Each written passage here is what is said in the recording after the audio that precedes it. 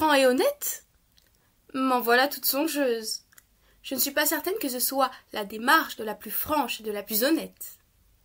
En revanche, il est vrai qu'il est allé droit au but, et j'étais pris de court. Il n'avait même pas besoin de faire son spectacle. J'avais déjà dit oui mentalement, avant même qu'il ne m'annonçât la couleur de son projet, dont la teinte était de toute façon évidente. L'histoire de notre rencontre et la façon dont elle allait se dérouler semblaient être inscrites en moi, comme si j'en avais déjà la connaissance mais que je l'ignorais. Je n'ai pas pris la peine de réfléchir puisque j'étais déjà d'accord. C'est la première réponse qui m'est venue en tête. J'accepte, c'est ok. Je suis d'accord avec l'idée de poser nue devant toi. Le pire, c'était que je le désirais. Je désirais poser nue devant Loïs, sans même le connaître. L'une des raisons était qu'il m'avait vue. Il ne s'était pas contenté de m'observer. Il m'avait abordé. Il ne s'était pas contenté de m'aborder. Il m'avait proposé un projet. Et il ne se contentera pas non plus que d'un projet. Il avait repéré ma beauté, mon potentiel. Il avait voulu la prendre pour la capter et l'avoir pour lui. Tout cela n'aurait pas fonctionné s'il n'avait pas été terrible de séduction et de charme, et si je n'avais pas en manque cruel de confiance. Cette démarche n'aspirait pas tant. Et pourtant je la lui donnais, ma confiance. Je l'ai directement identifié à la figure d'un grand frère. J'ignorais quelle magique aura il dégageait pour me mettre autant à mon aise, mais je me sentais vraiment en sécurité. C'est vrai, je savais qu'il n'allait pas faire du mal dans le sens où on l'entend communément. C'est-à-dire qu'il n'allait pas me violer ou abuser de moi, mais j'aurais tout de même dû faire preuve de méfiance, car le mal était ailleurs. Pourquoi être tout de suite d'accord, sans aucune résistance, sans même y réfléchir? Pourquoi? Est-ce par manque d'expérience, par goût de l'aventure, par insouciance, par manque de limites, pour lui faire plaisir, ou bien parce que je n'avais besoin? Me regardant fixement, il attendait de moi un signe. J'avais la tête pleine de songes, et je ne lui répondis pas de prime abord. Alors son attention s'intensifiait. Puis je ne sais plus exactement ni de quelle façon, mais j'ai fini par lui dire « Oui, oui, c'est d'accord ». J'ai rajouté à ça, un peu après « Ça ne me dérange pas ». Je vis à l'immensité de son sourire qu'il en était ravi. Ainsi, Loïs avait mon accord pour ce projet. Je l'avais validé. J'avais comme signé un contrat avec lui. Je lui offrais mon corps nu, et lui me promettait de recevoir ce cadeau dignement. Il était aussi surpris que je réponde favorablement et si rapidement, sans qu'il n'ait trop à sortir son grand jeu. Il ne manqua pas de me le faire savoir. « C'est superbe que tu acceptes. Je sais que c'est pas facile de faire confiance à un inconnu comme ça. Ce que j'aime bien, c'est que t'es naturel, tu te prends pas la tête. T'es pas comme les autres, tu sens que t'as ce petit truc. Ça va être un beau moment à passer. » Mon inconscient semblait communiquer pleinement avec ma conscience, sans faire de détour par la raison. Je ne pensais pas, je suivais Loïs sans penser, c'était tout. Il n'était plus dans mon corps, mais j'étais dans le sien. J'étais plus précisément au cœur de sa tête. Il commençait à expliciter son projet, de peur de laisser le doute s'installer. Et avec lui, c'est ainsi. La parole comme arme contre le doute et l'hésitation. Tant qu'il parlait, j'étais en confiance, et dès lors que parole cessait, l'angoisse s'installait, car je me rendais compte que rien n'était construit entre lui et moi. En cet instant, aucune remise en question n'était possible. Je buvais ces paroles qui s'inscrivaient dans un flux, une eau courante que l'on ne pouvait que suivre. Autrement, il aurait fallu trouver un bord sur lequel s'appuyer pour sortir de l'eau. Là, il m'était impossible de sortir pied de l'eau. Il projetait en anticipant la séance, puis il poursuivit son discours sur son projet, ce projet qu'il m'avait préalablement détaillé par mail, et dont il ne tarda pas à aborder les problématiques sexuelles sous-jacentes. Bon, tu sais, je te cache pas que ça pourrait monter et que le désir pourrait naître, mais t'inquiète pas, je saurais me maîtriser. Mais c'est possible que je sois un petit peu troublée. Après, je préfère te le dire pour être tout à fait honnête, mais c'est là aussi tout l'enjeu de l'intérêt, de la captation. Il ajouta un peu plus tard. C'est lorsqu'une femme ose se dévoiler devant un homme qu'il y a ce petit quelque chose. C'est ce qui est le plus saisissant et c'est ce que j'aimerais capturer. Ce moment fugace et précieux où la femme se met à nu devant un homme. Le passage de la jeune fille à la jeune femme. Je sais que, bon, c'est délicat comme démarche, mais bon voilà, ça fait partie du jeu. Il me raconta aussi d'autres expériences avec les jeunes femmes et la photographie qui ont été décevantes. Cette idée de déception ressortait fréquemment. Elle semblait être répétitive chez lui. Moi, tu sais, j'aime bien me balader dans la rue, observer les gens. Quand je vois une belle femme, je fais à ça en compte et je lui propose de photographier, tu vois, si j'ai mon appareil avec moi. La plupart du temps, ils me disent oui, ça se passe bien. Mais à des moments, à la discussion, tu sais, je me rends compte qu'elle perd en beauté. Hein, je te jure, tu peux être déçu de trouver une femme magnifique, puis qu'au final, derrière, tu te rends compte qu'il n'y a pas grand-chose. Le feeling ne passe pas. Ensuite, il dévia sur d'autres sujets. Il me dit ce soir-là beaucoup de choses personnelles. Ce fut à ce moment qu'il me raconta l'histoire de sa vie, son lien avec son père, sa mère. Il semblait intime. Il me parlait comme une évidence, comme si nous étions proches et qu'il pouvait tout confier de lui à moi. Piège! Il demanda un peu à me connaître, savoir d'où je venais, ce que je faisais ici et ce que j'aimais, le strict nécessaire. Il m'écoutait attentivement lorsque je prenais la parole. Il souriait lorsque je racontais des anecdotes ou des souvenirs d'enfance. Il avait toujours ce regard fixe et une posture d'observateur. Lorsqu'il ne comprenait pas, il prenait des yeux sévères et me corrigeait instantanément. C'est-à-dire, t'entends quoi par là? Bon, après ça, tu sais, c'est pas très important. Hein. Tu ferais mieux de plus y penser et de passer à autre chose. Il rationalisait ce qui semblait être hors de sa portée ou être des souffrances inutiles. Surtout, il n'aimait pas les signes de faiblesse comme des envies d'abandonner. Et il me le faisait savoir par sa mimique. L'idée d'échouer lui était absolument insupportable. Il reformulait mes paroles et cherchait à valider les idées qu'il avait en tête, comme pour m'apprivoiser. Cela pouvait sembler naturel, mais c'était bien trop pompe pour l'être. Donc, toi, Maria, t'es quelqu'un comme ça. Ok. Donc, tu préfères ça, je suppose? Non, ça, c'est pas trop ton truc, ça. Il interprétait par exemple, oui, donc tu es quelqu'un de studieuse de toute façon. D'accord, donc tu as une famille unie. Non, ok, donc toi aussi tu aimes les animaux. Oui, bon, toi de toute façon, tu sors pas trop, t'es quelqu'un de raisonnable. Une image se construisait dans son esprit au fur et à mesure de la discussion. Je semblais conforme à cette dernière. Maria est bien celle que je recherche, se disait-il sûrement. Mais Loïs ne cherchait pas la rencontre avec Maria. Il cherchait la rencontre avec le fantasme Maria. Il parlait pas mal et le temps passait si vite. Je me souviens qu'il avait abordé son goût pour la course à pied, le goût de l'effort pour aller au bout de ses forces, jusqu'à, comme disait-il, s'achever. Il me racontait qu'il avait besoin de se faire souffrir jusqu'à ne plus en pouvoir, dans le but précis de ressentir, et que c'était dans cette destruction de soi qu'il trouvait une forme d'accomplissement et d'aboutissement, une puissance, un sentiment 10 fois plus fort qu'un orgasme, me disait-il. Il me racontait également avoir recalé un jeune réalisateur qui pétait plus haut de son cul, car ce dernier rechignait à l'idée de manger avec l'équipe du cinéma dans une brasserie ordinaire qu'il estimait être trop bas de gamme pour lui.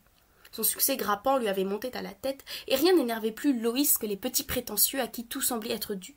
Alors il fut pris d'un élan de colère qui l'avait amené à lui aboyer dessus. « Ah bah c'est bien si tu veux, il y a un supermarché à côté. Ce sera peut-être plus adéquat pour toi, non ?» Le jeune réalisateur, interloqué et attaqué, avait finalement accepté l'invitation. Il prit même Loïs à la fin du repas pour lui parler. Il la menait avec lui dehors pour prétendument fumer, mais à la sortie, il se blottit dans ses bras et lui dit « Merci, je m'en étais pas rendu compte. » Touchant. Je m'imaginais alors ce réalisateur que j'aimais, plein de sensibilité, se mettre à nu, puis Loïs, recevant cette affection sans s'y attendre, tentant d'analyser la situation et de se remettre de la distance par le biais de la parole, en expliquant sa démarche et ce pourquoi il avait réagi si violemment. Il s'en fit une secrète fierté, en me partageant ce souvenir qu'il aurait pu garder pour lui. Mais il ne mentait pas, parce que c'est dans sa nature. Sa nature était au déni de lui-même et des conséquences de ses actes. Le déni passe par le mensonge. Celui-ci est un outil au service du déni, pas le mécanisme en lui-même. Ainsi, racontait-il ses anecdotes sans chercher à en faire trop. Il ne mentait pas. Il était lui-même, dans toute sa simplicité, avec son parler vrai. Je pense qu'il ne se rendait pas compte qu'il tirait fierté de ses expériences passées, parce qu'il croyait en l'authenticité d'une image, d'un soi fantasmé. Ses fantasmes et son image étaient plus réels que sa réalité elle-même. C'est un peu comme si notre moi secret se reflétait à l'extérieur et qu'à l'intérieur de nous, il y avait notre vrai moi qui, forcément, est moins désirable car il est teinté de réel et de faiblesse et non de fantasmes de toute puissance. Surtout, son moi réel ne pouvait ni s'extérioriser ni grandir. Comme il déniait sa partie réelle, force de rejet envers ses sentiments, responsabilités et saleté, il préférait croire que son moi secret était le palpable. Ainsi, le Loïs réel était fermement cloisonné dans son thymus sous des surcouches de mensonges, rejet, de rage et de haine. il en était réduit à presque néant, d'où la nécessité de passer par la destruction de soi pour ressentir. Je m'éteins pour être tout-puissant en m'identifiant à mon idéal. Comme je suis absent, j'offre aux autres des potentiels non réalisés que je crois avoir moi-même réalisés. On me voit comme supérieur. Je ne les ai pas réalisés parce que je ne vis pas à l'intérieur de moi.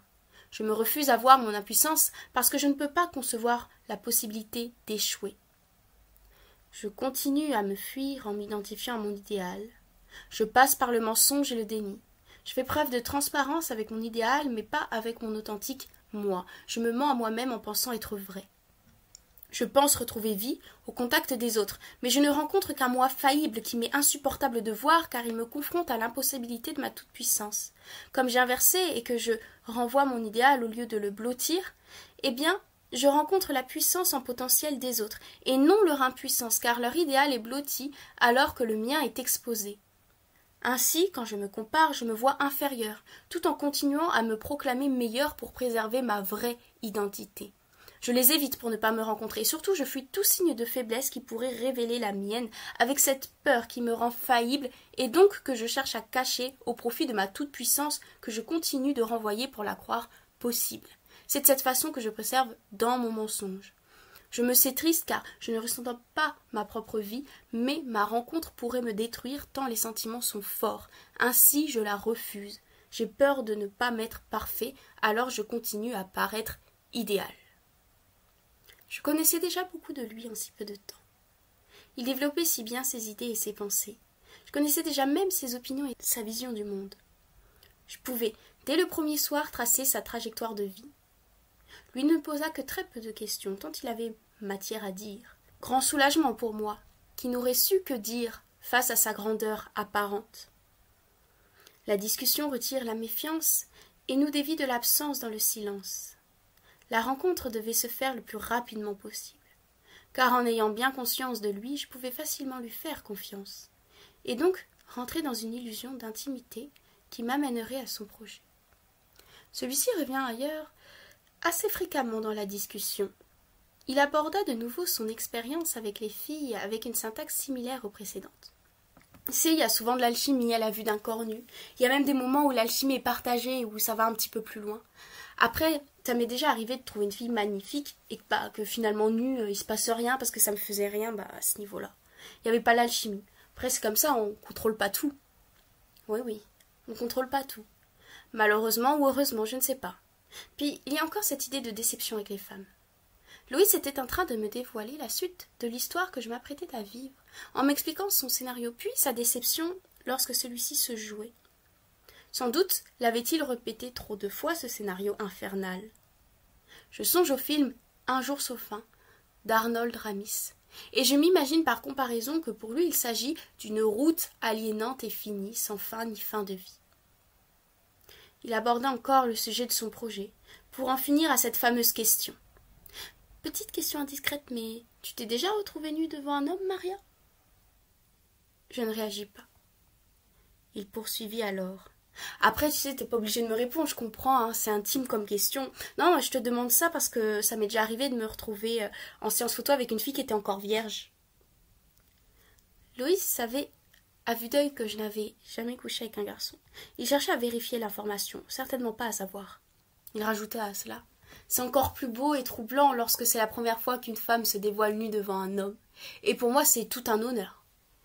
Il tourna son regard vers moi puis me dit « En tout cas, c'est vraiment bien qu'on puisse parler librement de sexualité avec toi. Il y a encore beaucoup de tabous là-dessus. » Je n'avais pourtant pas dit grand-chose. Mon absence de réponse lui criait qu'il fallait changer de sujet. Ainsi, il continua à me parler de lui.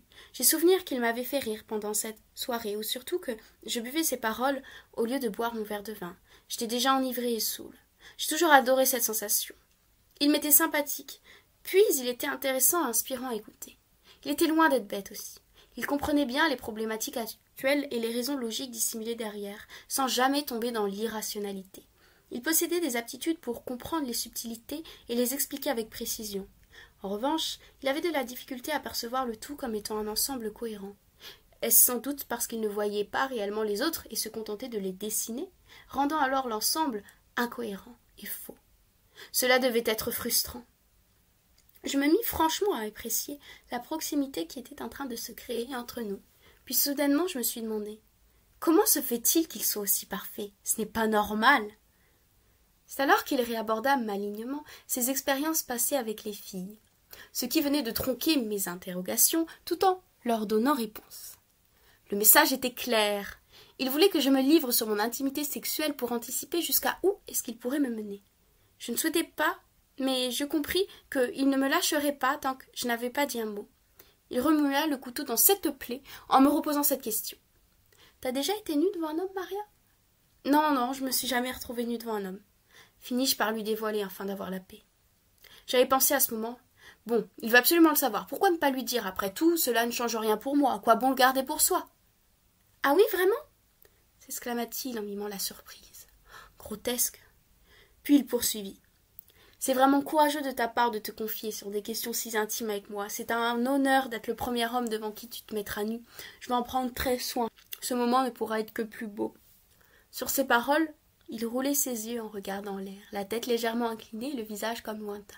Oui, il fantasmait sur ce qui allait pouvoir arriver. Il avait souvent pris cet air-là au cours de la soirée.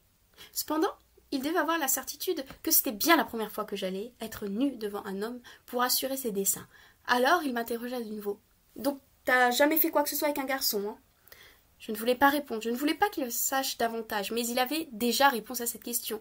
Simplement, il voulait me l'entendre dire pour être absolument sûr. « Oui, c'est ça, » lui affirmai-je. « Même pas les prix ?» insista-t-il. « Non, » répondis-je, cette fois-ci sèchement. À l'entente de mon ton, il adoucit son discours. « En tout cas, je te remercie vraiment pour la confiance que tu m'accordes. Ce sera vraiment un moment pour toi. Je vais faire en sorte que tu te sentes bien pour que tu sois le plus à l'aise possible. Le but, c'est que ce soit vraiment un bon moment à passer pour toi et qu'il n'y ait aucun malaise. » À la fin, malaise il eut. J'étais un peu perdue. Me mettre nue devant un homme ne semblait pas être aussi important qu'il n'y paraisse à ses yeux. Je n'avais pas particulièrement de problématique avec la nudité, j'étais plutôt neutre vis-à-vis d'elle, voire même assez à l'aise. En fait, j'ignorais réellement ce que je ressentais. C'était nouveau, alors je ne ressentais pas, je ne savais pas, je n'y avais pas encore réfléchi. Je n'avais pas le recul nécessaire et j'étais apte à accepter ce que Louis me proposait. Il ne tarda pas à me remettre en confiance. Mais je te rassure, hein, Maria, on prendra le temps de se connaître avant la séance. Je voudrais surtout pas que tu sois mal à l'aise avec moi. On aura l'occasion d'en rediscuter un petit peu avant la séance et c'est aussi pour ça que je t'amène ici. Il n'y a pas de pression, on va y aller étape par étape. Étape par étape. Curieuse dénomination qu'il affectionnait particulièrement. Suivre un plan protocolaire, assembler les morceaux pièce par pièce et vérifier qu'ils s'emboîtaient bien les uns dans les autres selon le protocole à suivre. C'est peut-être ces étapes à suivre qui l'amenaient petit à petit à une jouissance. J'ignore toujours quelle est sa dernière étape. Le plan ne semblait jamais s'accomplir tel qu'il se le concevait. C'est triste, mais il n'y a jamais eu pour lui de poursuite ni d'acheminement, comme si le sentiment se paralysait avant qu'il ne puisse le sentir, et ainsi il s'imaginait qu'il pourrait un jour le connaître. C'est de cette idée de pouvoir connaître un sentiment qu'en naissait une forme particulière chez lui, cette forme étant incommunicable et indéchiffrable. Le fantasme de pouvoir connaître un sentiment qui lui était inaccessible semblait le faire jouir. Il paraissait ni heureux ni malheureux, mais toujours désaffecté. C'est ce morceau qui ne passait pas et qui me provoquait des reflux, un tilt dans la tête. Ce soir-là, je l'avais complimenté sur sa façon d'être, il avait souri. Non pas de plaisir, mais de jouissance. Il m'avait dit quelque chose d'invraisemblable, du style « Je suis vraiment nulle de toute façon ». Et moi, impressionné par l'image parfaite qu'il renvoyait, et surtout que cette phrase sorte de lui, j'avais réagi spontanément. « Mais non, absolument pas, au contraire, t'es exemplaire. » Cela me paraissait évident. C'était pile à ce moment-là qu'il avait souri avec une jouissance. On est souvent flatté quand on nous complimente, mais l'on ne jouit pas. C'est ce détail qui m'a marqué, car je compris, au-delà de son projet, qu'il avait grandement besoin de se renarcissiser. Les compliments qu'il donnait, il avait besoin de les entendre aussi pour lui. Cela ne le contenterait pas, c'était certain, et il lui en fallait bien davantage. Je l'ai remarqué, mais je n'ai pas réagi. Je l'ai mis à distance comme étant une bizarrerie qu'il me faille absolument oublier. J'ai ravalé, et mes indigestions sont passées. Il finit la soirée par me complimenter sagement sur ma qualité d'écoute, puis sur d'autres qu'il en inventait à moitié. Ça me plaisait, car j'avais tant besoin d'être valorisée. Le fait qu'il me flatte et reconnaisse mes qualités me faisait déjà grandement l'apprécier. J'ai souvenir non seulement d'avoir passé une agréable soirée, mais aussi d'avoir été obnubilée par sa personne. Je l'idéalisais dès la première soirée, car pour moi, il était clair que cet homme n'avait rien à faire avec moi. Je me sentais si inférieure par rapport à lui. Je me disais alors, pourquoi veut-il avoir affaire avec moi? Je pourrais rien lui apporter, je suis nulle. Il s'en fout de ma gueule, il fait ça juste pour m'avoir et c'est tout. De toute façon, il m'aura. Ce n'était que notre première soirée à deux. Mais je voulais déjà tant lui donner. Il m'avait déjà apporté énormément, en termes de confiance, mais aussi en termes de vie. Avant de sortir, chacun de notre côté, il me proposa. « Est-ce qu'il y a quelque chose que je peux faire pour toi, pour que tu sois le plus à l'aise possible ce jour-là » Je lui répondis timidement. « Ouais, je voudrais que tu sois en pyjama ce jour-là. » Il sourit, puis m'a dit que j'étais adorable, et que bien entendu, il respecterait ma demande de ne pas être trop vêtue ce jour-là, pour que je sois le plus à l'aise possible lors de la séance photo. C'était pas exactement ma demande, mais je compris qu'il voulait me donner de l'importance.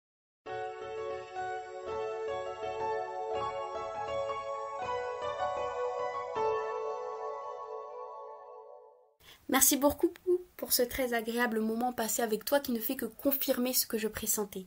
J'aime ta curiosité, ton naturel, ta vivacité d'esprit, et puis, malgré ton jeune âge, tu es mature. Je dis ça dans le sens où je me suis sentie à l'aise avec toi, pas en décalage, et c'est une sensation très agréable. De plus, sous ton air juvénile, quelle jolie bouille avec tes yeux rieurs, ta jolie petite joue, t'es craquante comme tout. Ah. Je pressens une belle et réelle féminité et sensualité que j'aimerais révéler. Je pense qu'on peut partager de beaux moments de complicité et d'intimité, artistique et humaine. Tu es vraiment une belle personne, Maria.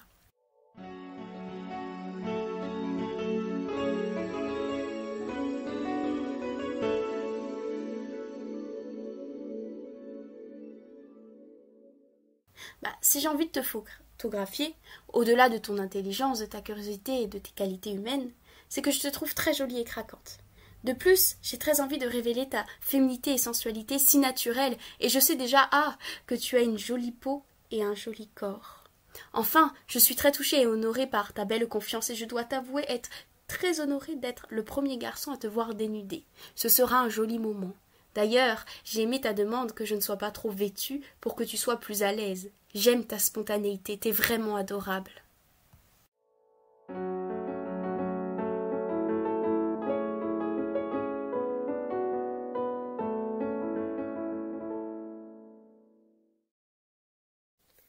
Mon corps n'était pas prêt. Il semblait me dire par le message des règles que ce n'était pas encore le moment pour être nu devant Loïs. Nous nous étions alors vus plusieurs fois avant de se fixer une date pour la séance photo, au cinéma et en brasserie. Je croyais au départ que l'on devait se voir un mercredi pour les photos. Je pris le métro pour aller jusque chez lui pour finalement me rendre compte que ce n'était pas le bon jour. Je n'ai pas voulu me l'avouer. Alors, lorsqu'il m'a dit qu'il n'était pas chez lui parce qu'il pensait que nous avions fixé la date au jeudi, entêté, je lui ai dit qu'il se trompait, que c'était moi qui avais raison. Non, on avait prévu ça aujourd'hui, mercredi, je suis sûre de moi. Il m'a ainsi répondu. Désolé, est-ce qu'il y a quelque chose que je peux faire pour me faire pardonner? Tu as fait tout le déplacement en métro pour venir jusque chez moi. C'est long. Voudras-tu revenir demain? Cette réponse m'avait apaisée, et je lui ai dit que oui, je reviendrai le lendemain, et que la longueur du trajet ne me dérangeait pas. En revanche, la longueur de cette trajectoire allait sans doute me causer bien des désagréments. Me précipitais-je de trop sur le déroulement de l'histoire? Au départ, il avait proposé que nous fassions la séance chez moi. J'avais fermement refusé. J'avais bien trop honte de mon petit 15 mètres carrés. Même mon précédent copain m'avait dit qu'il préférait son studio de 9 mètres carrés au mien. On y entendait tout. Réveil du voisin au-dessus, chien couinant en face, bruit de pas montant dans les escaliers. Impossible d'avoir sa tranquillité et sa place. Loïs m'avait alors dit « Je suis quelqu'un de simple et de très adaptable. Ça m'est égal que ton appartement soit petit. » Je lui ai redit « Non. » Il m'a alors répondu « Comme tu voudras. Je m'adapte en fonction. On fera ça chez moi alors. Comme ça, je vais pouvoir te préparer un bon petit plat. » Loïs trouvait toujours moyen de tirer avantage des circonstances en sa faveur, comme s'il avait déjà plusieurs plans en tête. Un moyen de toujours gérer et contrôler la situation de peur qu'elle lui échappât. Il avait aussi cette lubie qui consistait à ce que je mange de ma bouche ce qui avait été préparé par lui avant que je ne mange ce qui venait directement de lui. Une étape indispensable pour rendre une relation intime, Ainsi s'obstinait-il à ce que je vinsse chez lui manger ce qu'il avait spécialement conçu pour moi, que je le mangeasse devant lui, et qu'il me regardât manger avec ferveur, que je remplisse encore, et surtout que je pusse l'ingurgiter avec faim et envie. À quelle sauce voulait-il me cuisiner? Il paraissait exalté à cette idée, il insistait. Des aliments que tu n'aimes pas? Des allergies? Non. Pour le moment, pas d'allergie alimentaire, mais allergie à tout le reste, à commencer par ce studio. Il était coûteux, car il se situait en plein cœur du centre-ville, mais j'avais accepté de signer le bail avec ma mère sous les conseils de mon beau-frère. Tu seras bien ici, c'est l'emplacement idéal. Comme d'habitude, j'avais préféré écouter ses conseils plutôt que mon pressentiment. Le studio était bien trop petit pour que je m'y sentisse bien, même si j'aimais les rayons du soleil qui passaient au travers la fenêtre bleue. Elle ne donnait pas sur un vis-à-vis et laissait entrer la liberté, la possibilité de m'échapper, histoire d'oublier un peu que l'appartement était une cage de lapins. Sans la proximité de ce studio, avec le cinéma, je n'y aurais pas été m'y blottir si souvent. Le problème, c'était que l'appartement ne m'accordait pas assez de place. On l'avait pris précipitamment car il me fallait absolument quitter l'appartement de ma sœur et de mon beau-frère.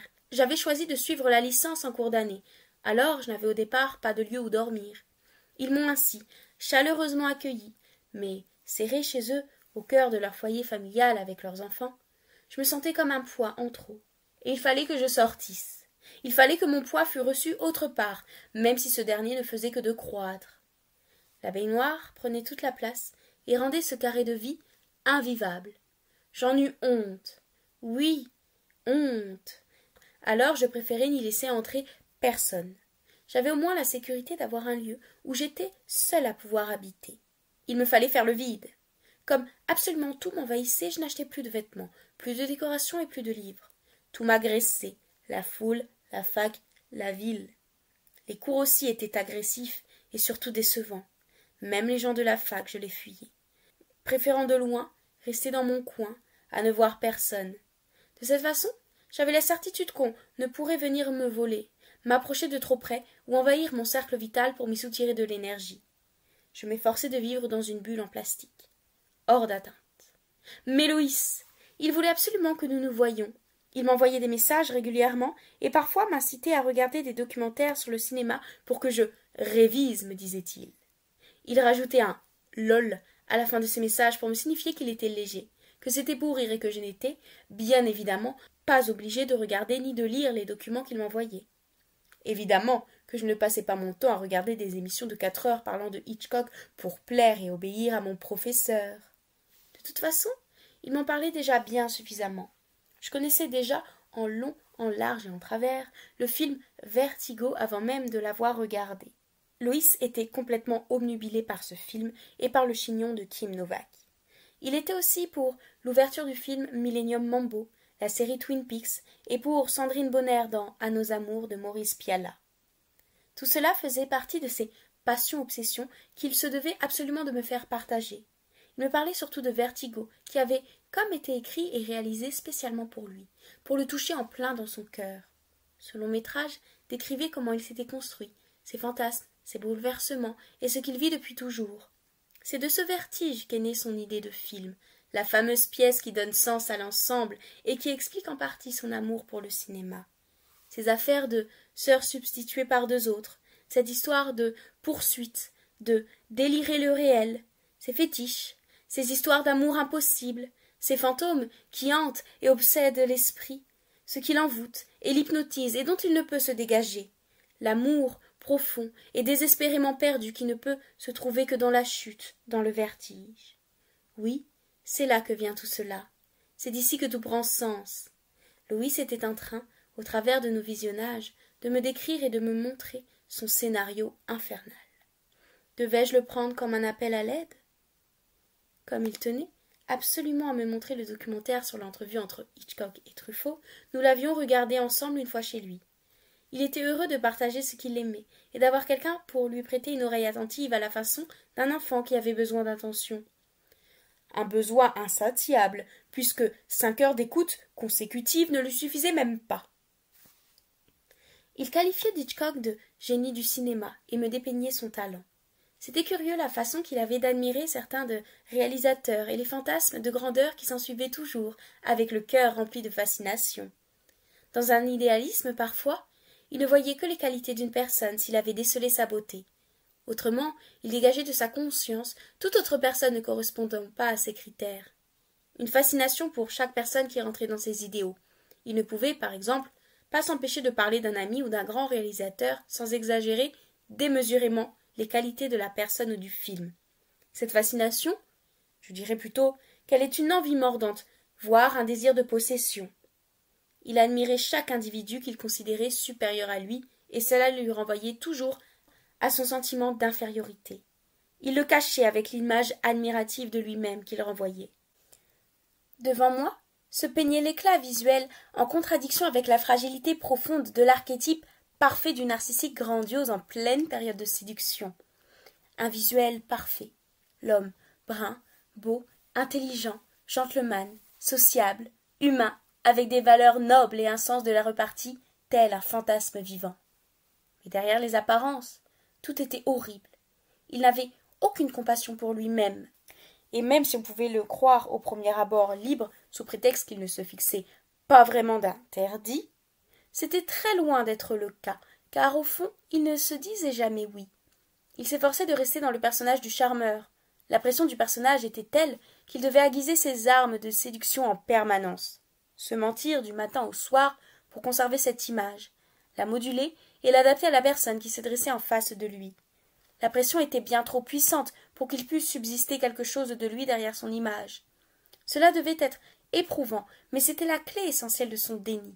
Son corps lui-même mentait. Il paraissait souple, mais il était raide avec un dos extrêmement tendu et rigide. Il mentait si bien et croyait tellement à ses mensonges qu'il finissait par devenir vrai. Sa duperie était indissociable de sa vérité. Elle était mensonge et vérité. Je dirais qu'il avait un don pour faire passer la vérité dans le mensonge et qu'il parlait avec vérité en mensonge. À présent, il me faut savoir déceler le mensonge de sa vérité et de la mienne. À cette époque-là, j'étais incapable de le déceler. Je voyais vérité en son mensonge, mais pas mensonge en sa vérité, et je ne voyais encore moins vérité au travers son mensonge. Sa présence était remède à tout. Je ne pouvais pas penser à mal de lui, même s'il m'utilisait par intérêt pour son projet. Je sentais comme une évidence que moi aussi je tirais profit de lui. Le fait de relâcher toute angoisse en rentrant seulement en contact avec son énergie relaxante me mettait dans une énergie tranquille où je me sentais en confiance, à la fois en dehors du monde et pourtant en plein dedans, puisque j'étais connectée à l'instant T. Louis était ce jeune enfant, en quête de nouveautés, et émerveillé par celle-ci. Il était adaptable comme un enfant, insouciant et vivant simplement, jouant aussi, jouant comme un enfant. Et que c'est beau de croire au mirage, car le portrait que je dépeins est aussi vrai si on le prend dans l'autre sens. Loïs n'était pas un enfant. Comme je l'ai dit à propos de son image, il était loin d'être sans pression. Et Loïs n'était pas rempli de talent et de savoir. Soyons modestes. Lui-même ne se décrivait pas comme tel. Ce que je décris, ce sont les effets que je ressentais en sa présence. Pas lui. Je dirais plutôt que sa présence était une clé pour m'offrir à moi-même. C'était peut-être moi que je voyais à travers lui, ce que je pouvais potentiellement être, ses qualités transposées aux miennes, une forme d'alter ego, une apparence opposée, mais finalement semblable, avec des différences psychiques. Je voyais, chez ce fantasme vivant, une possibilité de changement, une forme d'indication pour aller vers un chemin intérieur, une possibilité d'être et d'amélioration. De façon plus concrète, je ne voyais que la partie de sa personnalité la plus positive, et j'occultais volontairement, mais inconsciemment, sa part sombre. Je transposais mes fantasmes sur lui. J'étais dans une forme de projection des plus grossières. Je ne pouvais donner de la tête nulle part ailleurs. J'étais rentré dans l'illusion, et rien de ce qu'on aurait pu me dire de négatif sur lui n'aurait su m'atteindre. De toute façon, j'en avais parlé à personne. Je n'y voyais pas l'intérêt, puis il fallait qu'on me foute la paix. C'était trop tard.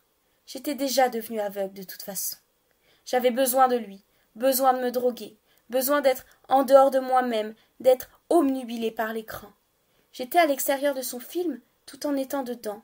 Je pressentais qu'à un moment, le film allait s'arrêter et qu'il n'allait jamais se terminer. C'est-à-dire que l'histoire allait se répéter pour lui et ne jamais s'achever pour moi. Il allait se stopper en plein milieu de l'histoire pour lui et continuer pour moi, sans jamais parvenir à trouver la fin, car elle n'existait pas pour lui.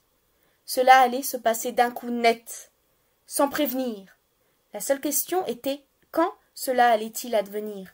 Quand est-ce que Loïs va me lâcher? Pour quand est l'abandon? Quand est-ce qu'il allait me rejeter et m'abandonner?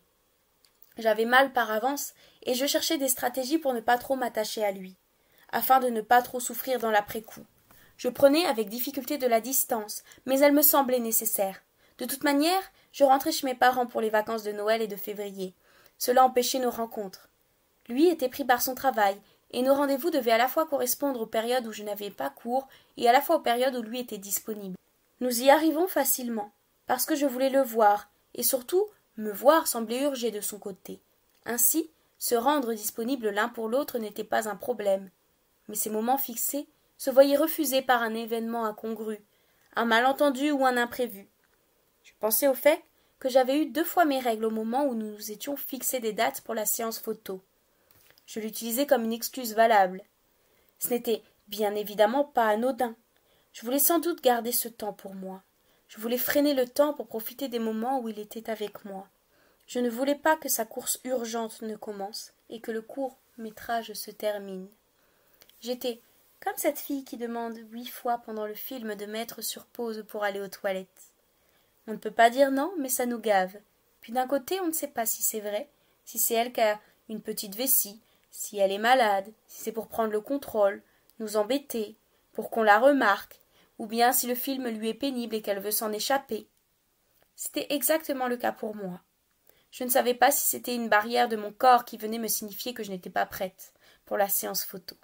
« Remarque, peut-être un moyen psychologique de te protéger ?» m'avait-il dit. Peut-être aussi que je ne voulais pas que le lien entre nous m'échappe, pour qu'enfin j'y ai une place, que je m'affirme et qu'il me regarde en tant qu'être. Vu la place écrasante que prenait Loïs, il était crucial que je puisse y poser mon poids et montrer que j'existais. Il était clair que, dans n'importe quelle situation, Loïs écrasait toujours et encore plus tant qu'on ne l'avait pas freiné. C'était un conquérant dans l'âme. Rien que la place qu'il occupait lorsqu'il s'asseyait sur une chaise était significatif. Il n'y avait pas un seul endroit du siège qui n'était pas occupé par sa présence. Loïs représentait mon dilemme qui se posait dans chaque situation de ma vie, depuis toujours. Vais-je enfin oser reprendre ma place face à quelqu'un qui prend la mienne en plus de la sienne? Vais-je enfin m'affirmer, au risque de déranger, de ne pas plaire ou de me confronter à l'autre? Ou bien vais-je continuer à m'écraser, me laisser faire, tout en continuant de me dévaluer et de me diminuer? Avec lui, c'était impossible de prendre la force. Je choisissais de me laisser écraser. La barre était bien trop haute pour moi, pour que je m'ose à la sauter. Loïs avait ainsi, dès cette époque-là, la possession de mon être. Il pouvait me faire jouer à son jeu, sans que je refuse de jouer avec lui. Je pris la décision, consciemment, de faire tout pour lui plaire et de servir ses intérêts. J'avais aussi peur de le perdre. Je crois qu'il n'appréciait pas ma soumission, car il appréciait les gens vrais, honnêtes et affirmés. C'était pour lui une marque de faiblesse. En revanche, il appréciait dans cette soumission le fait que je sois à lui et qu'il pouvait jouer avec moi. Je me sentais un peu comme sa peluche ou son animal de compagnie. Il pouvait déverser sur moi tous ses mots, fantasmes, sans vergogne. S'il fallait me flatter, qu'il y consacre du temps et de l'énergie afin de me garder en tant qu'objet, il était prêt à fournir ses efforts. C'est cela que j'appelle la dépendance au sein d'une relation d'emprise. Il avait cette difficulté à avouer qu'il était dépendant et faillible. Il avait peur de ce qui viendrait potentiellement fragiliser son image. Ses défenses étaient magnifiques. Non, mais je suis pas accro, de toute façon, c'est pas avec un petit joint tous les soirs qu'on est accro. Ou bien, de toute façon, j'ai une bonne mémoire et je l'entretiens bien, donc il n'y a pas de danger. Mais encore, j'aime bien de ces soirs prendre mon petit pet pour me détendre. Mais bon, après, c'est pas grand-chose, je suis pas dépendant. Puis j'ai pas une consommation de débilos non plus. Me disait-il, avant de se lancer dans la culture de cannabis chez lui. De toute façon, tant que je fume pas la cigarette, c'est bon. Non, je te jure, le cannabis, c'est très peu dangereux par rapport à la cigarette. Tiens, je vais te montrer, regarde. Je n'avais fait absolument aucun commentaire sur le fait qu'il fumait, mais il se justifiait tout seul, comme si sa valeur dépendait de ses actes. C'était plus fort que lui. Il ne cessait de se trahir avec son côté sans filtre qu'il revendiquait sans cesse. On pouvait tout savoir de lui, rien qu'avec ce qu'il déblatérait au cours d'une journée. Il ne s'en rendait pas compte, Ses paroles sortaient de nulle part. Puis il passait rapidement à autre chose, sans prendre conscience qu'il venait de révéler des informations importantes le concernant. Lorsqu'il ne parvenait plus à contrôler son image, il sortait des phrases surprenantes du type « De toute façon, je suis incapable d'aimer. » Mais aussi « Je me sens bête par rapport à vous. » Il reprenait très vite la main et passait à un autre sujet, sans même que l'on puisse saisir le sens de l'information. On l'entendait à peine dans ces moments-là. Elle nous échappait comme elle lui échappait. Pour le reste, il se valorisait, sans que l'on ne comprenne pourquoi il avait besoin d'affirmer, par exemple « De toute façon, je suis jamais malade. Je suis jamais tombé malade de toute ma vie, je te jure, c'est vrai. En plus de 40 ans, rien, à peine un rhume. » Puis encore « Je suis quelqu'un de solide, je prends très bien soin de moi. » Et enfin « Je n'ai pas besoin d'aller voir de médecin, j'en ai pas besoin. » Bah oui, évidemment. En plus d'être parfait et intouchable, Loïs est increvable. Vous entendez tous ces paradoxes? Il se défendait constamment contre lui-même et l'extériorisait. Moi, je comprends pas les gens qui dépriment et qui se laissent aller. Ça me dépasse. J'imaginais qu'il souffrirait s'il avait l'empathie pour comprendre la souffrance des autres, puis la sienne. Un ami qui n'avait pas ressenti pendant une longue période m'avait expliqué à propos de l'absence d'empathie. Imagine, toi, t'es juste dans ta maison, normale, et t'as un endroit tranquille avec des envies que tu as. Ne rien ressentir, c'est imaginer que tout ça disparaisse. Les envies, la maison et l'endroit de tranquillité. Il ne reste plus qu'un désert, des besoins vitaux, des gens qui paraissent plus inutiles les uns que les autres et qui ne sont au final à rien. Et toi t'es là, et tu penses à toi, et toi non plus t'es rien, et tu t'en fous. C'est peut-être les plus sensibles qui sont capables de se couper de cette part sensible, non? Je l'apercevais de plus en plus souvent au cinéma. Je ne voyais plus que lui. Ses collègues semblaient avoir disparu. Il n'y avait plus que lui qui me vendait les tickets.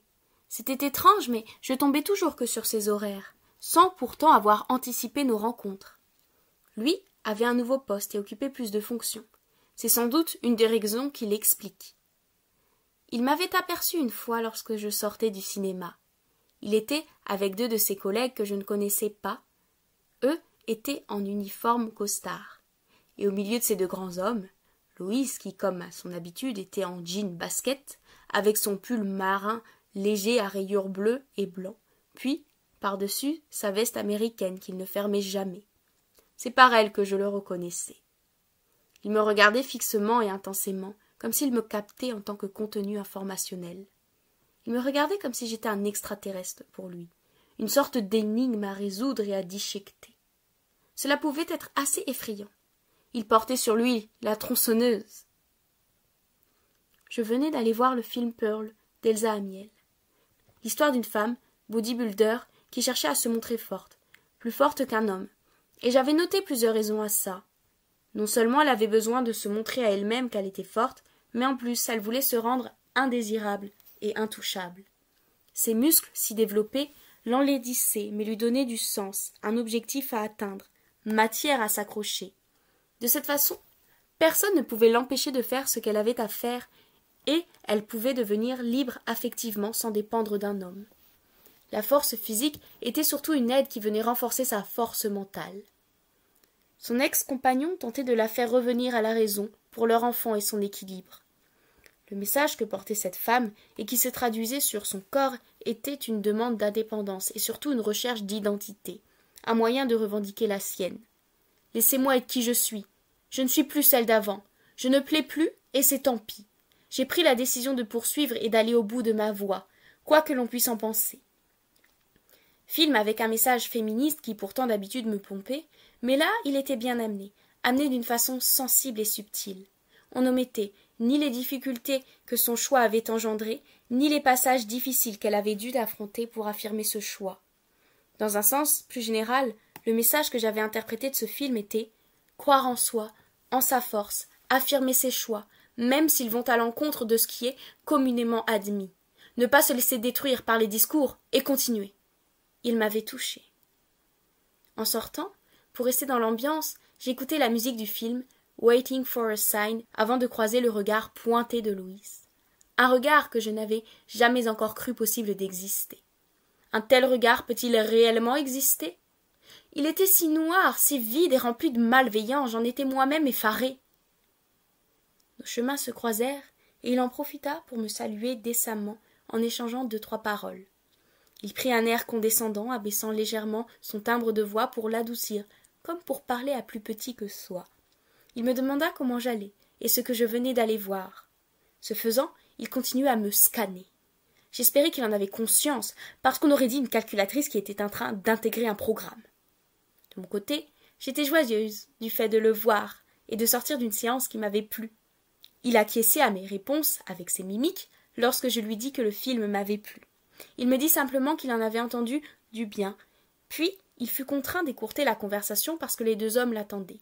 Il me dit alors « On se reverra très bientôt ».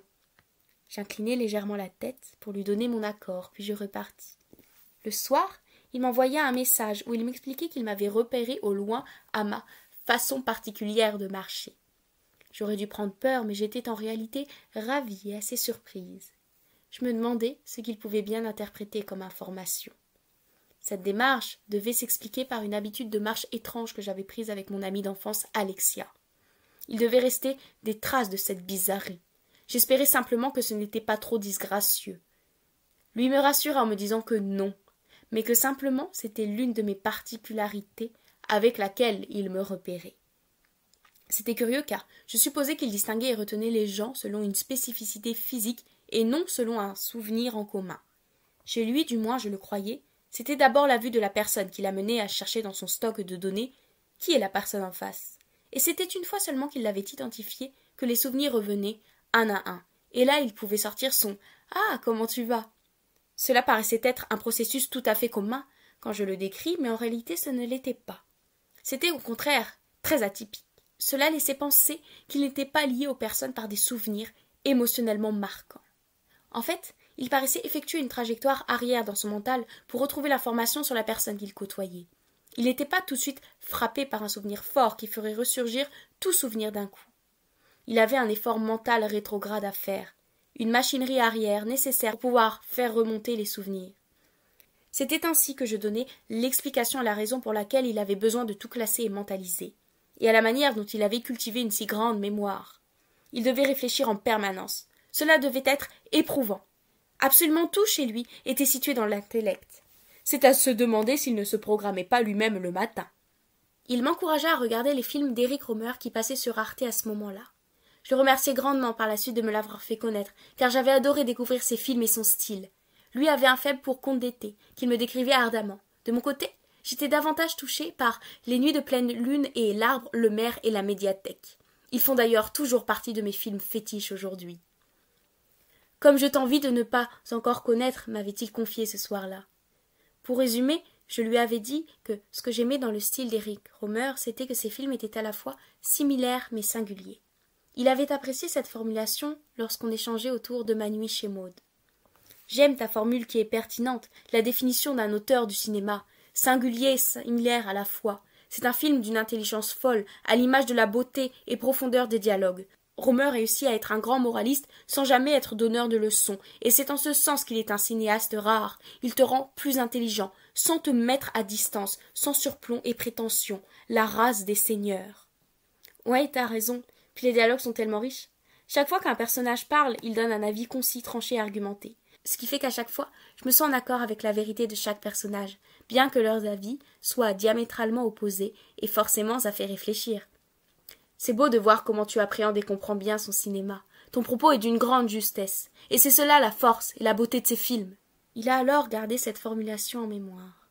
Similaire mais singulier. Certainement pour la ressortir une autre fois. Ce dialogue est simplement là pour vous montrer comment il me flattait. Moi, qui étais en manque de confiance, je ne pouvais que en être dépendante. Ce contact ne lui suffisait pas. Alors il me demanda aussi mon avis sur des films qui étaient dernièrement sortis. Me demanda par exemple mon avis sur Les confins du monde de Guillaume Niclou, que j'avais vu il y a peu. Je la lui donnai avec plaisir, mais quelle blague! Louis n'avait absolument pas besoin de mes avis sur les films, il savait très bien quel film il irait voir ou pas, sans me demander de conseils. C'était juste un prétexte pour garder le contact. Il nouait et conservait ses relations par l'intermédiaire de centres d'intérêt en commun. Il se montrait curieux de mon avis sur les films pour simuler l'intérêt à mon égard. En clair, il n'en avait rien à battre. Il avait ses propres goûts. S'il se forçait à regarder un film qu'il ne voulait pas vraiment voir, c'était pour pouvoir intervenir dans les discussions. Il ne le faisait pas tant que ça, car il était en réalité peu influençable. Il restait dans ses thèmes, dans ce qu'il affectionnait, dans ses obsessions.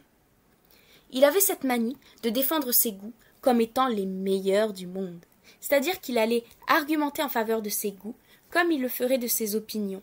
C'est ainsi qu'il savait parfaitement vendre un film, puisqu'il donnait aux autres des raisons d'aimer ce que lui aimait, et ainsi se montrer très convaincant. Dans le fond, s'il appréciait tel film plus qu'un autre, c'était pas seulement parce qu'ils étaient bons et techniquement très justes, mais c'était surtout parce que le film venait le toucher personnellement. Il y a un peu cet aspect. Il cherchait surtout à argumenter en faveur du film. Ses goûts étaient indéniables et indiscutables. En fait, il argumentait sur eux comme s'il s'argumentait lui-même. Il justifiait souvent ses actes, à savoir pourquoi il agissait ainsi et en quoi c'était juste, ses goûts, pourquoi il aimait et en quoi il avait raison d'aimer ce qu'il aimait. Il restait constamment sur la défensive, sans menace apparente, mais il n'était, selon moi, menacé que par lui-même. Soit il était en position de défense, se défendre, défendre ses proches, ou alors il était en position d'attaque. Il ne respirait donc jamais. Il devait soit défendre, soit attaquer. Il n'y avait de la sûreté nulle part. C'est sans doute aussi pour ça qu'il était musculairement si tendu. C'est ainsi qu'il cherchait à paraître menaçant pour les autres en posant ses limites et en se définissant ainsi. Je suis comme ci, et pas comme ça. Je suis quelqu'un d'honnête, de franc, de fiable et de tout à fait transparent. Je préfère te dire les choses cash. On ne me fera jamais faire ça, c'est impensable. C'est même pas la peine d'essayer. Renforcé par les mots, son caractère est un moyen, je le pense, de valider à l'extérieur un sentiment d'identité qui n'est pas assez forte à l'intérieur. Un moyen de mettre en avant sa personnalité pour qu'elle fût reconnue par les autres. Un moyen de se créer un sentiment fort d'identité parce qu'on est intérieurement vulnérable. Un moyen de se mettre à distance d'une basse estime de soi. Il cherchait ainsi à donner matière à ses paroles pour solidifier son identité. Il se donnait de la matière et de la valeur en donnant à ses goûts, ce qui lui assurait une forme d'existence, car au fond, il en doutait peut-être, puis il niait celle des autres. Il s'identifiait donc à ses goûts. D'ailleurs, il devenait ultra susceptible si on affirmait que l'on n'aimait pas un film qu'il chérissait tant. Il était impossible pour lui de s'en détacher, et on lui disait souvent. On avait intérêt à correctement expliquer ce qu'on n'aimait pas dans le film en question. Autrement, il considérait que cet avis n'était pas audible. Ce faisant, on lui disait implicitement « On ne t'apprécie pas, et tu n'as pas de valeur puisque ce film n'en a pas pour moi. » Ainsi s'en défendait-il, toujours avec brutalité. Heureusement, la cohérence de notre pensée et la logique de nos arguments l'emportaient sur ces désordres égotiques et émotionnels. Il savait rester calme, mais se nourrissait dans la confrontation des idées. Il affirmait souvent qu'il ne fallait pas se faire d'avis préconçus sur les films avant d'aller les voir, de la même façon qu'il ne fallait pas s'en faire sur les gens. Pour le coup, il avait raison. C'était l'une de ses qualités. Il gardait l'esprit ouvert mais critique. Il appréciait l'idée des nouvelles rencontres. C'est pourquoi je pense qu'il ne finira pas comme un vieux con. Il amassait, en revanche, tellement d'informations lorsqu'il s'intéressait à un sujet qu'il ne savait pas se raisonner. Aujourd'hui, il s'en rend compte et engloutit moins ce qu'il aime. Il est par exemple plus sélectif dans le choix de ses films à regarder.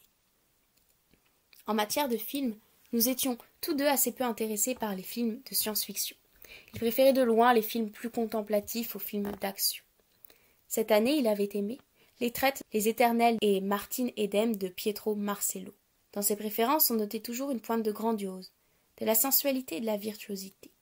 De mon côté, une pointe de fantaisie, de symboles et de métaphores. J'avais aimé cette année, Heureux comme Lazzaro, Tropa Gravea et L'heure de la sortie de Sébastien Marnier. Nous avions tous deux aimé Seules les bêtes de Dominique Moll. Non mais, je disais ça simplement pour vous donner des idées de films à regarder, en fait. Alors évidemment, je n'allais pas voir tout ce qu'il me conseillait, c'était bien trop, et sa collection de films vus était bien trop conséquente. On ne lit pas tous les livres d'une bibliothèque, quelle idée. Il suffit d'en lire un certain nombre pour se faire une idée générale, une vision d'ensemble. Puis, à partir d'elle, on avance en intégrant ces lectures au fur et à mesure de nos pas. On ne lit pas continuellement. Autrement, on reste bloqué dans de l'intellect, dans autre que soi, et on n'avance plus. Je ne suis pas une érudite. Je ne peux peut-être pas comprendre. Toujours est-il que c'en était de trop, et que l'envahissement se faisait sentir. Je n'en pouvais plus. Il était partout. J'avais mal à la tête. Il grimpait progressivement dans mes pensées, les parcourait, les pénétrait, se greffait sur chacune d'entre elles, provoquant alors un effet d'écho, J'avais si mal, si mal. Je m'imaginais à chaque bout de connexion un morceau de Loïs fermement collé, un petit virus qui colonisait mes synapses, créant des liens abscons et qui connectait Loïs à tous mes souvenirs, comme s'il n'y avait toujours eu que lui et lui seul qui existait et qui avait été important pour moi. Il était présent constamment. Son visage, sa voix, ses pensées résonnaient absolument partout. Monstrueux. Il était devenu tout le monde. Il était absolument partout. Impossible de le décoller de mes connexions neuronales. Il était fermement scotché à chacune de mes cellules. Il était devenu moi. Il était entièrement à l'intérieur de moi. Il était devenu implicitement mon fils, mais je le sentais dans ma tête uniquement. Comme une mère, il était devenu tout pour moi. Je voulais me fondre avec lui pour qu'il reste à jamais en sécurité près de moi. J'avais envie de le chérir, comme j'avais envie de le détruire, parce que je me sentais maladivement envahie. Je n'en pouvais plus, et j'étais surtout très triste. Triste de ne pas aller à sa rencontre. Il me parlait de ce qu'il aimait, m'apprenait de nouvelles choses en me les détaillant. Par exemple, en m'expliquant la vie des actrices qu'il aimait bien, des acteurs, des réalisateurs, etc. D'accord, mais moi, je m'en fiche de tout ça. Je voulais le rencontrer, lui. Quand est-ce que tu vas t'intéresser à ma vie? Quand est-ce que tu vas me montrer qui tu es? À part me raconter des histoires. Tu es qui au juste? Quand est-ce que je te rencontre toi? De personne à personne. J'avais peur de lui, parce que je ne le connaissais pas. Il m'était hostile, et pourtant j'étais déjà attachée à lui. C'était trop tard. Il ne me portait pas, mais je devais me laisser emporter par lui. Je devais faire face à mon impuissance et ma déception. J'en étais usée. Je devais faire le deuil de sa présence en sa présence, accepter ma solitude. Loïs vivait dans son propre monde. Il vivait seul dans sa bulle, coupé des autres. Il ne pouvait pas aller à leur rencontre. Il ne les voyait pas, et c'était terrible de tristesse. J'avais envie d'en pleurer. J'étais très mal, je voulais être nulle part. Et j'étais bien nulle part. Je ne me sentais pas soutenue, et je me sentais très seule. J'aurais aimé me fondre dans ses bras, mais j'ignorais si j'allais être reçue, car peut-être ses bras s'effondreraient à ma venue.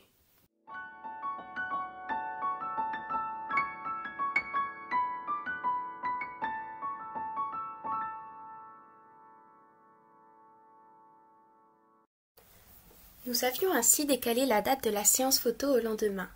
Loïs me dit la veille par message. Pense à prendre de quoi t'attacher les cheveux et un peu de maquillage. Rouge à lèvres, crayon ou mascara, selon ce que tu mets et as l'habitude de mettre. Pour les photos dites sensuelles, on ira cool, progressivement. Donc je sais pas ce que tu mets comme lingerie, mais tu peux mettre sur toi quelque chose de simple et basique, comme une culotte en coton, si tu as de la lingerie plus sexy, comme un tanga par exemple. En tout cas, fais comme tu le sens, surtout pour être le plus à l'aise possible. Je réalisais soudain que j'avais peur. J'avais peur de Loïs, mais c'était une peur tellement discrète que je pouvais en faire fi. J'avais préparé mes vêtements et ma lingerie pour être impeccable le jour J. J'étais contente à l'idée de faire ces photos. J'avais hâte et je n'éprouvais pas de stress. Je sortis alors de mon petit studio et je pris de nouveau le métro, cette fois-ci sûre de ne pas m'être trompée de jour. Il m'attendait à la sortie pour me guider jusque chez lui. Je l'avais appelé pour que nous nous retrouvions facilement. Une fois que nos regards se sont croisés, nous nous sommes rejoints pour nous faire la bise. Il me demanda comment j'allais, et je lui répondis favorablement, comme toujours. Nous poursuivîmes alors notre chemin. Pendant ce temps, il me décrivit les boutiques. Ici, c'est le café où je vais souvent, le patron y est sympathique. Là-bas, il y a une bibliothèque. Ici, c'est la boulangerie la plus proche de chez moi, mais j'en préfère une un peu plus loin. Il donnait avec, comme à son habitude, des informations complémentaires à ses descriptions, et je l'écoutais toujours avec attention. En arrivant à un croisement de rue, il me désigna un appartement en face puis me renseigna. Là était mon ancien appartement. On avait une colocation à 4, mais on a déménagé avec Thomas pour ne rester qu'à 2. Thomas, c'est mon colocataire, mais il n'est pas là aujourd'hui. Il travaille. Tu le verras une autre fois. J'acquiesçai, et je retiens donc qu'il n'habitait pas seul. Viens, suis-moi, on va prendre cette rue-là. Nous prîmes une route perpendiculaire. Nous marchâmes encore un peu, puis nous finîmes par arriver devant une grande porte. Il me dit « Tu vois, c'est facile pour se repérer. » Je lui souris en guise de réponse. Pour toute réponse, je lui souris. Louis me fit rentrer la première. L'entrée était spacieuse et les escaliers assez loin. Ils étaient larges avec de grandes et belles marches en marbre. Nous les escaladâmes tous deux. Une fois rentrés, je m'exclamai. « C'est grand !» Oui, c'est grand, mais il n'y a pas d'ascenseur. C'est bien pour ça qu'on a galéré à déménager les meubles de l'ancien appartement jusqu'ici. Et tout ça à pied. Heureusement qu'on s'était mis à plusieurs. En montant, J'observais les grandes marches qu'il nous fallait hautement enjamber, puis ces murs, teints en rouge, tirant tantôt sur le orange. C'est moche la couleur, t'as vu, mais bon, au moins l'avantage c'est que c'est bien éclairé. Un peu avant d'arriver au niveau du dernier étage, nous dûmes emprunter cette fois-ci des escaliers en bois. Ils se rétrécissaient jusqu'à ce qu'on arrive au tout dernier étage, avant d'être sous les toits, devant une petite porte en bois elle aussi. Il me dit « C'est ici, tout là-haut. » Ce jour-là, Louis ne cherchait pas à m'impressionner. Je le retrouvais dans toute sa simplicité, toujours présent, mais avec une expression faciale indéchiffrable. Cette expression semblait présager comme une absence à lui-même. C'était joyeusement que j'entrai dans sa demeure aux alentours de 14 heures. Se dressait devant nous la chambre de son colocataire, à côté à gauche la sienne, puis tout au fond la salle de bain. La pièce centrale, quant à elle, constituait le lieu de vie, car elle réunissait la cuisine, la salle à manger et le salon en une seule et même pièce. On pouvait dire que c'était une cuisine dite ouverte, ou une cuisine américaine. Elle comportait, en plus, un cellier avec des bocaux puis une cagette de bananes déposée sur le sol. Une table en bois mobilisait une grande partie de l'espace, mais laissait néanmoins une ouverture à un petit salon. À côté de la cuisine était placée la bibliothèque. Elle contenait une grande quantité de livres. Les DVD, quant à eux, étaient placés à part sur une autre, beaucoup plus petite.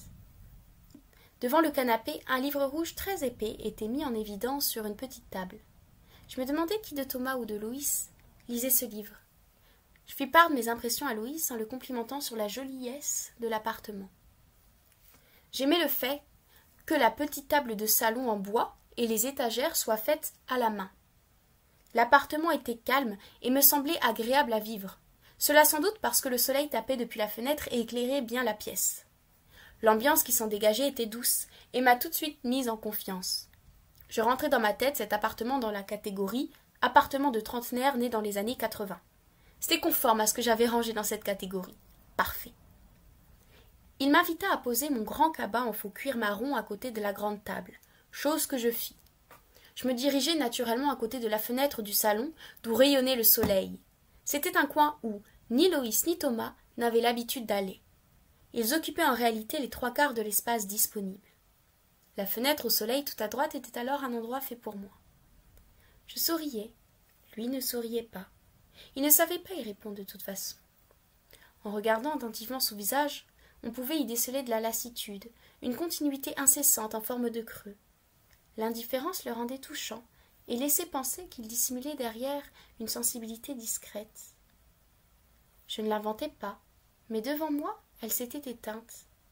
À présent, c'était moi qui allais m'éteindre en découvrant sa chambre. Oui, parce qu'en y entrant, une sensation me parcourut l'échine. Je me sentais être plongée au cœur d'une chambre d'un adolescent des années 1980-1990, comme en immersion dans un temps que je n'avais pas connu. Le reste de l'appartement était bien en 2019, il n'y avait aucun doute là-dessus, je l'avais même bien classé. Mais sa chambre me paraissait appartenir à une période lointaine. On pouvait le sentir par l'ambiance même. D'ailleurs, quand il parlait, il portait l'enfant dans le corps d'un adulte, comme s'il était resté dans la période où l'on découvre la vie et où l'on veut l'explorer. Cette phase où l'on se cherche une identité et où on l'affirme en affichant ses goûts sur les murs. La période où nos goûts nous représentent et doivent dire notre identité. Il m'apparaissait comme étant figé dans un temps passé. La vue de sa chambre me le confirmait avec les posters qui placardaient tous ses murs. Il y était encore attaché. Il en était de même pour ses DVD et ses livres qu'il classait avec soin. Il affirmait d'ailleurs regretter d'avoir acheté autant de DVD, que ça ne valait finalement pas le coup, même s'il y croyait à la période qui a succédé au VHS. Il avait conservé uniquement ses favoris, ce qui représentait tout de même beaucoup. En le regardant, je le trouvais si jeune. Je peinais encore à croire qu'il avait 43 ans. Je lui en aurais donné 10 de moins. J'avais découvert son âge le jour de son anniversaire. Je lui avais souhaité de visu, mais j'avais préalablement scruté sur Facebook son âge. Lui ne me l'aurait jamais dit, car ça ne l'aurait pas mis à son avantage. Il valait mieux pour lui que je ne le susse pas, pour que je puisse accepter plus aisément lui laisser prendre des photos de moi, et que je sois en confiance. Le fait qu'il me laissât entrer dans le lieu de son intimité n'empêchait pas ma colère de monter, parce que je compris que j'allais faire mes photos dans une chambre d'adolescent. Je me sentais trahie, prise au piège. J'avais envie de partir, et je ne comprenais pas pourquoi je ne le faisais pas. Allait-il au moins les cacher? Le mur s'effondrait. Rien de ce que je m'imaginais n'était vrai. Même si je m'y attendais en partie, j'avais envie de croire en mes rêves. Le mur du rêve s'était effondré. J'étais prise dans un piège, dans son piège. La trahison s'accompagnait d'un sentiment de honte et d'humiliation. Je me retrouvais en position de vulnérabilité. Je n'aimais pas ça. Alors je le niais en tentant d'oublier la situation, comme je le faisais toujours. Je me sentais déjà partir. Une partie de moi n'était plus là. Il prit un grand rideau rouge afin d'obtenir une luminosité convenable pour la séance photo, puis pour me cacher du potentiel vis-à-vis. Il peinait à l'accroche parce qu'il n'avait pas de barre pour les rideaux. Il essayait alors de trouver des solutions. Moi, je le regardais faire. Il fallait rien me demander pour les soucis techniques. J'ai tout de même fait l'effort de réfléchir à une solution pour l'aider. Mais il refusa. Il voulait se débrouiller seul, comme toujours. Alors je le laissai faire.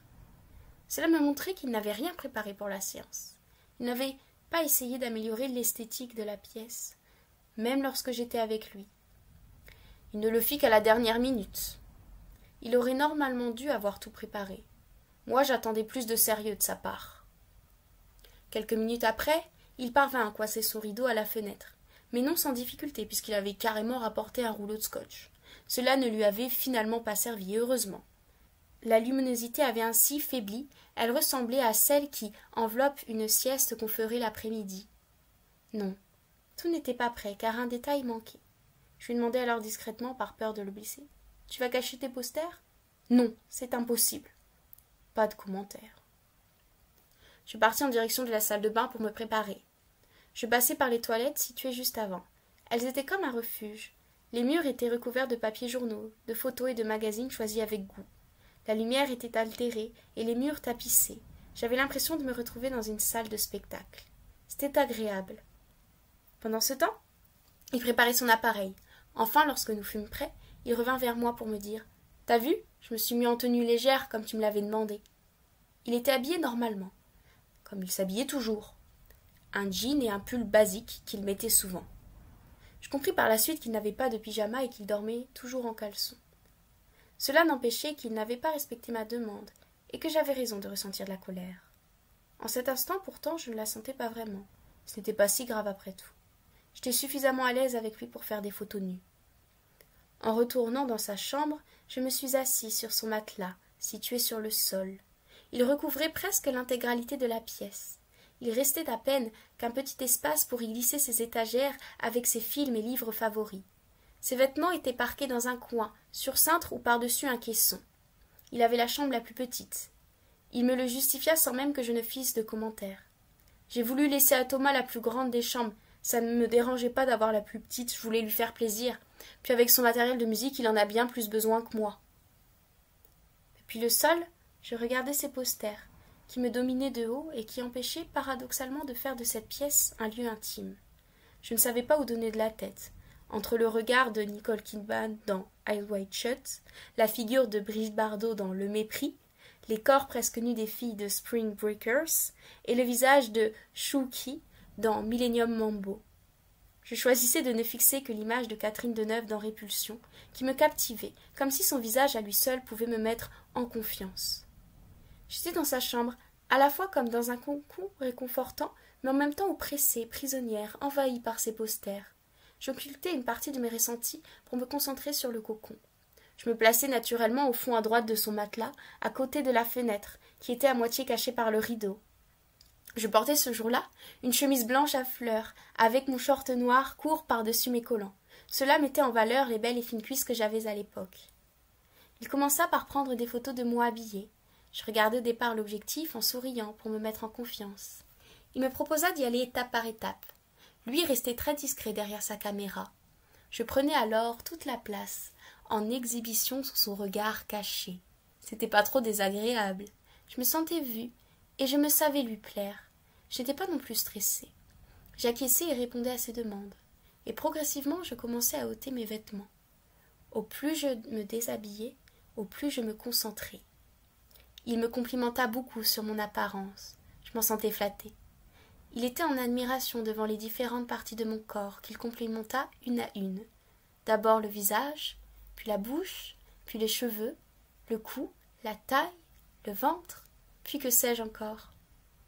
Il voulait que mon regard ne fût que très peu porté sur l'objectif, pour que je fusse plus naturelle, mais aussi presque absente, que je parusse évanescente et lointaine. Je devais être fantomatique, vidée de ma substance pour qu'il ne restât que le corps. Le corps devenait statuette. Une dissociation entre sa réalité et la mienne devait apparaître, un mur inaccessible qu'il ne pouvait franchir. Je perdais moi-même mon regard. J'étais comme dans un autre plan, à l'intérieur d'un écran, en deuxième dimension, et lui était resté chaudement en troisième dimension. Je sentis ce décalage et reçus des flashs en noir et blanc. Mes pensées restaient fixées au présent et ne divaguaient pas. Je ne pensais presque pas. J'étais plongée au cœur de l'instant tout en étant absente. Plus je m'éloignais de lui, plus je semblais le rejoindre. Plus je semblais converger vers lui, plus je divergeais de lui.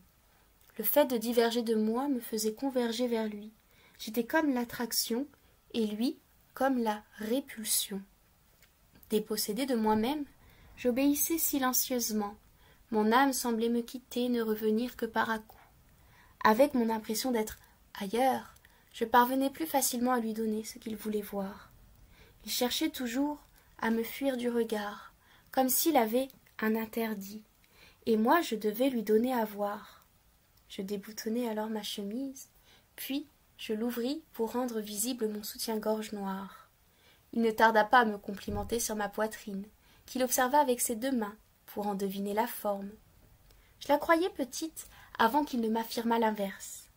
Elle était parfaite, selon lui, et ferme, comme il les aimait. Il semblait aimer absolument tout de moi, sans même que je me montrasse. Encore une fois, je ne compris pas, parce qu'ici, je ne me montrais pas, mais je m'exposais. C'était bien différent. Et c'est justement la raison pour laquelle j'avais accepté si vite la séance photo, car je n'avais pas à me montrer. C'est pourquoi aussi elle n'avait été pour moi ni source de stress, ni source de réflexion. Pourquoi avais-je donc peur? Je retirai enfin totalement ma chemise. Il continuait à prendre des photos pendant ce temps, afin qu'il y eût du mouvement et de la gestuelle. Avant que je n'eusse retiré mon soutien-gorge, il me demanda de me mettre dos à lui. C'était une façon de l'enlever à l'abri de son regard. C'est ainsi que, placé debout et dos à lui, je dégrafai mon soutien-gorge, et je le fis tomber à ma droite sur le sol. Loïs eut envie de venir toucher ma peau, mais il ne le fit pas. Il contempla alors mon dos. Il en appréciait sa musculature et sa rudesse. Il me demanda si je faisais du sport, comme de la natation ou de la musculation, ou bien si ses muscles étaient naturels. Flatté, je lui répondis que c'était bien naturel, ou que peut-être était-ce dû à mes cours de gym l'année précédente.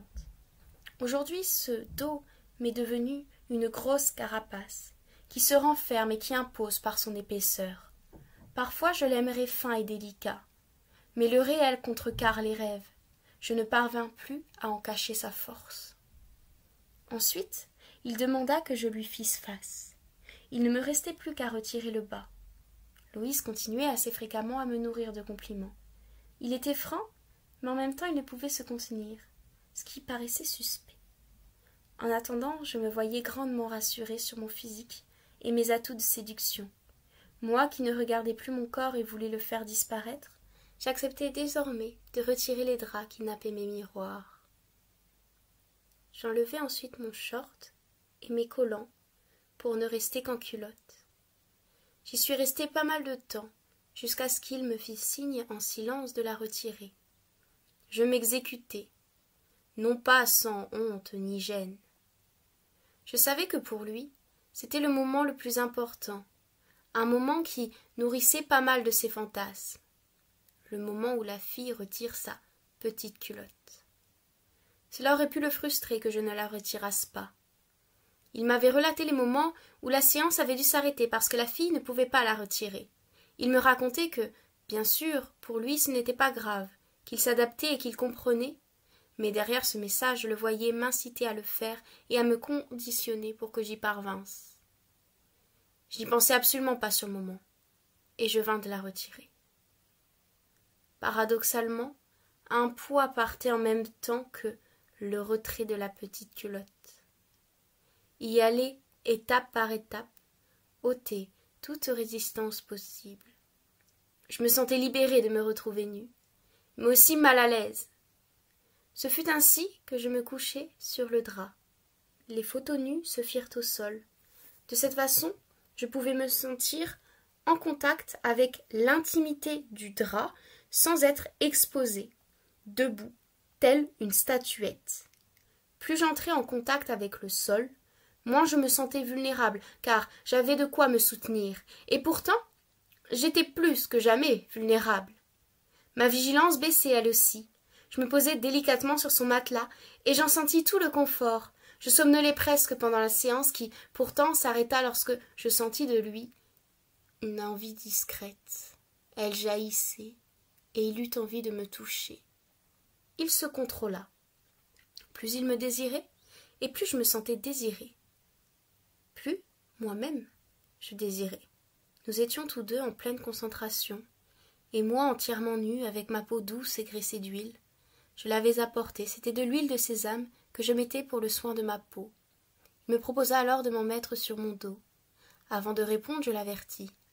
« L'huile va entacher tes draps, ça ne va pas te déranger ?»« Non, je m'en fiche, je ferai une machine, c'est pas grave. » Il avait le ton rassurant, son ton habituel qui exprimait son adaptabilité, mêlée à une indifférente tranquillité. Comment avais-je pu penser une seule seconde que c'était grave de tacher ses draps? Pourquoi n'avais-je pas d'abord pensé à moi, à comment je me ressentais? Je n'avais pas su ce que je voulais. Je lui avais donné mon accord. Il pouvait oindre ma peau d'huile. Le simple fait qu'il désirât me masser fit naître aussi mon désir. Satisfait, il se pencha donc pour s'approcher de moi. Il se plaça à mon niveau, sur le lit, et franchit là une barrière.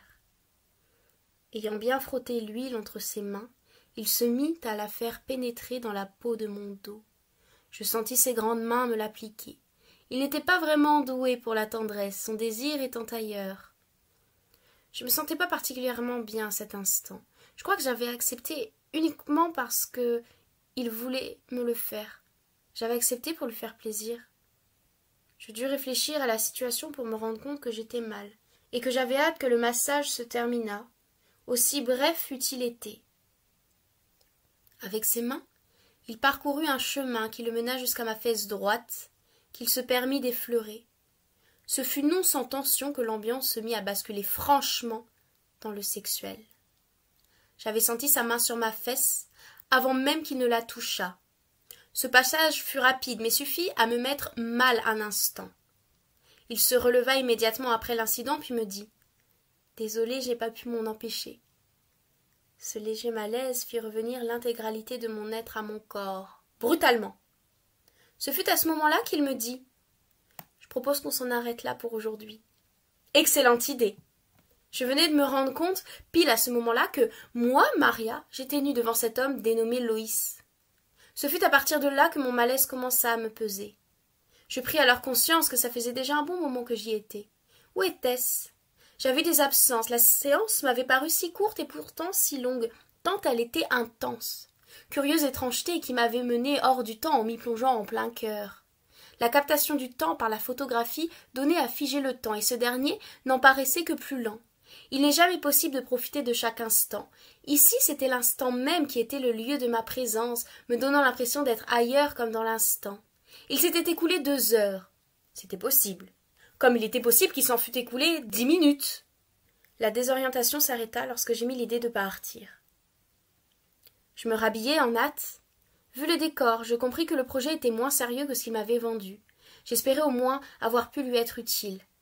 À présent, ma collaboration avec lui était finie. J'allais enfin pouvoir continuer ma vie tranquillement. C'était finalement pas grand-chose. J'ai réuni mes affaires dans mon cabas marron, puis je partis assez rapidement de chez lui. Il ne me retint pas car je crois qu'il avait quelques courses à faire. Je retraçai avec lui le chemin inverse parce qu'il tenait absolument à me raccompagner jusqu'à la station de métro. On se quitta devant ce dernier, puis, en quelques secondes, il disparut de ma vue. Avec ses grands pas, il devait déjà être devant le magasin. Ce fut impressionnant. Il ne perdait jamais une seule minute. Il avait fallu que je rentrasse au sous-sol du métro pour que je me rendisse compte que j'avais oublié mon téléphone chez lui. Je fis alors demi-tour et je tombai, comme par malheur, nez à nez avec des contrôleurs à la sortie du métro. Comme ils étaient en chiens, ils ne me loupèrent pas. J'avais voulu gratter quelques centimes et j'en perdais exactement 500. Ils prirent mes coordonnées, mon identité physique et bancaire, ce qui me mit en colère. Je me sentais violée, parce qu'on m'avait plus volé que je n'avais volé. J'avais trouvé que ce n'était pas grand-chose de me mettre à nu devant Louis, mais finalement, ça m'aura valu bien un temps de déboire. De quoi comprendre que ce n'était pas rien d'être à découvert et que cette séance m'aura autant coûté que je devais en payer le prix. Peut-être je voulais rester encore un peu plus auprès de lui. Je refis encore le trajet, précipitamment cette fois-ci. Retrouvant facilement le chemin, j'arrivai de nouveau devant son appartement. J'appuyai énergiquement sur la sonnette, sans réel espoir que l'on pût m'ouvrir. Curieusement, pourtant, on m'ouvrit aussitôt. J'escaladai donc à toute vitesse les escaliers pour arriver au 3e et dernier étage. Je reconnus la petite porte marron qui, cette fois-ci, était étrangement entr'ouverte. Je m'approchai d'elle timidement et je la tapotai très légèrement, tout en glissant mon œil dans l'ouverture. Je m'autorisai à y entrer. Ce fut alors que j'aperçus un nouvel homme. Il reposait sur le canapé, en train de lire le livre rouge.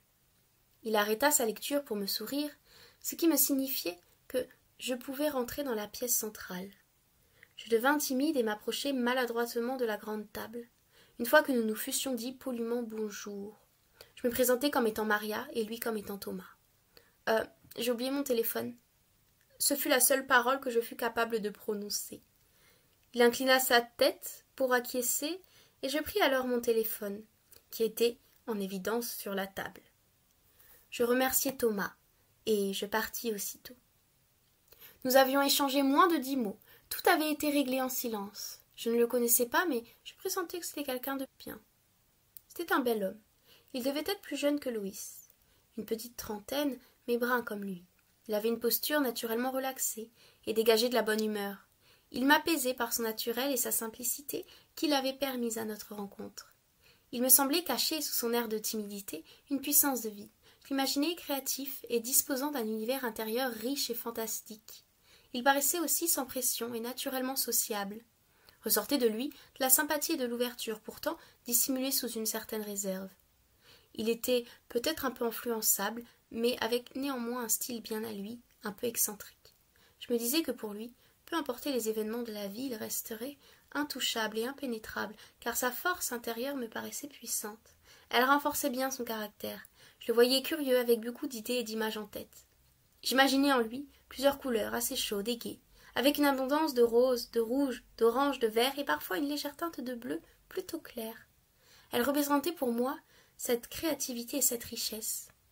Mais quand je pensais à Louis, m'apparaissait un bleu sombre sous plusieurs tons et plusieurs couches, toujours plus pénétrantes les unes aux autres.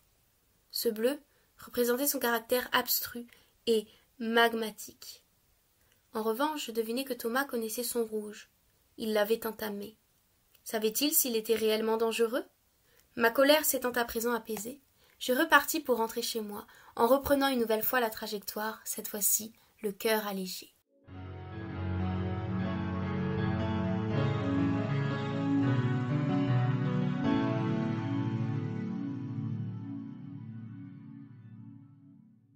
Je tiens à nouveau à te remercier d'avoir si bien joué le jeu, pour ta belle confiance, et d'être toujours si agréable.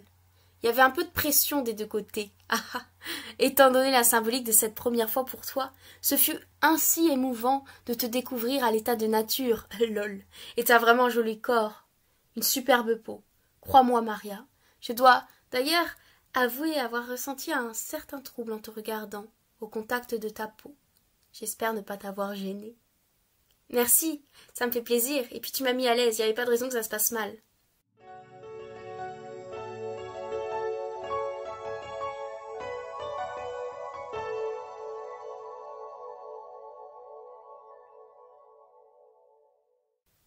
Tant mieux alors. Je dis cela car cet émoi et trouble, ce petit massage aurait pu te déstabiliser, mais j'ai senti que non. Et j'ai aimé ta présence, cette intimité, et même surpris que tu sois à l'aise nue devant moi et pour la première fois. C'est plus que prometteur, ma chère et craquante. Alors, tu avais oublié ton tel? Je viens de rentrer et Thomas vient de me le dire. Attention, c'est un acte manqué. Lol.